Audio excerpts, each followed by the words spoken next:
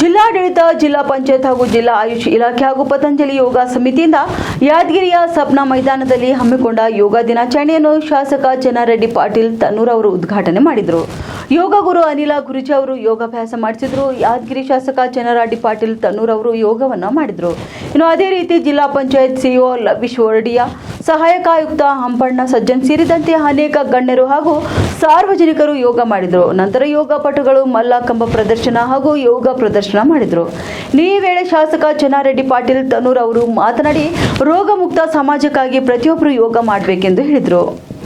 ಯೋಗ ನಾವು ಮೊದಲಿನಿಂದ ಮಾಡಿಕೊಂತ ಇದ್ರೆ ರೋಗ ಬರೋದೇ ಇಲ್ಲ. ಯೋಗ ಪ್ರಶ್ನೆ ಬರೋದಿಲ್ಲ ಅಂದಮೇಲೆ ರೋಗ ಬರೋದಿಲ್ಲ ಅಂದಮೇಲೆ ಹೋಗ್ತದೆ ಇಲ್ಲ ಸರ್, ಬರಲಾರ್ದಂಗೆ ನೋಡ್ಕೊಳ್ಳೋದು ನಮ್ಮೆಲ್ಲರ ಕರ್ತವ್ಯ. ಅದಕ್ಕೆ ನಾವು ನೀವೆಲ್ಲರೂ ಇಲ್ಲಿ ಬಂದವರಷ್ಟೇ ಅಲ್ಲ, ನಮ್ಮ ಸಂಘಟ ಯಾರೇ ಇರಲಿ, ತಂದೆ ತಾಯಿ ಅಣ್ಣ ತಮ್ಮ ಗೆಳೆಯರು ಗೆಳತಿಯರು ಎಲ್ಲರಿಗೆ ತಾವು ತಿಳಿಸಿ ಹೇಳಿ ಹೆಚ್ಚಿನ ಸಂಖ್ಯೆಯಲ್ಲಿ ಯೋಗಾಭ್ಯಾಸ ಮಾಡೋದು ಭಾಳ ಒಳ್ಳೆಯದು. ಯೋಗ ಮಾಡೋದ್ರಲ್ಲಿಂದ ಈಗ ಹೇಳಿದ್ರು ಮೊದಲೇ ನಮ್ಮ ರಾಜಪುರ ಸಾಹೇಬರು, ಒಂದು ಭೂಮಿ ಒಂದು ಆರೋಗ್ಯಕ್ಕಾಗಿ ಯೋಗ ಅಂತ.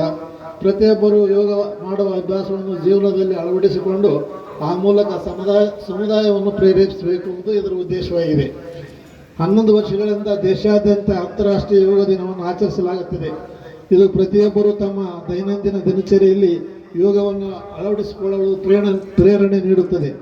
ಯೋಗದ ಜಗತ್ತಿನಲ್ಲಿ ಆಂತರಿಕ ಶಾಂತಿ ಮತ್ತು ಸಮತೋಲನಕ್ಕೆ ದಾರಿಯನ್ನು ತೋರುತ್ತದೆ. ಯೋಗದ ಅಭ್ಯಾಸವು ಉಸಿರಾಟ, ಚಲನೆ ಮತ್ತು ಧ್ಯಾನದ ಮೇಲೆ ಕೇಂದ್ರೀಕರಿಸುತ್ತದೆ. ಒತ್ತಡವನ್ನು ಕಡಿಮೆ ಮಾಡಲು ಮತ್ತು ಒಟ್ಟಾರೆ ಕ್ಷೇಮವನ್ನು ಉತ್ತೇಜಿಸಲು ಇದೊಂದು ಪ್ರಬಲ ಸಾಧನವಾಗಿದೆ ಎಂಬುದು ಸಾಬೀತಾಗಿದೆ. ತಲೆತಲಾಂತರದಿಂದ ಬಂದಿರುವ